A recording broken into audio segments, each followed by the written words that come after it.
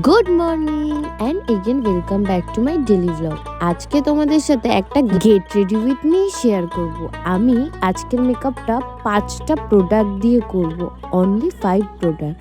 যখন খুব তাড়াহুড়ো থাকে আমি কি করে মেকআপ করি সেটাই তোমাদের সাথে আজকে শেয়ার করব।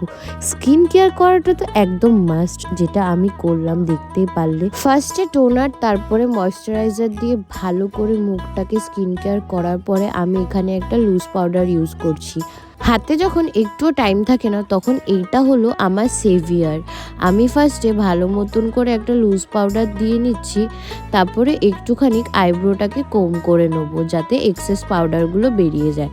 তারপরে একটু ব্লাশ, তারপরে কাজল লাগাবো ভালো মতন করে।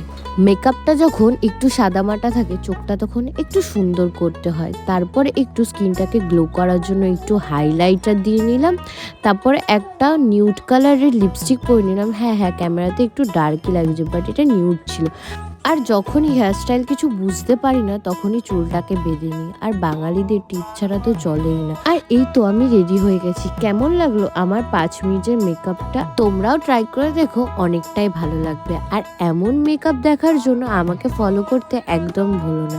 আবার দেখা হবে একটা অন্য ভিডিওতে। আজকের জন্য বাই।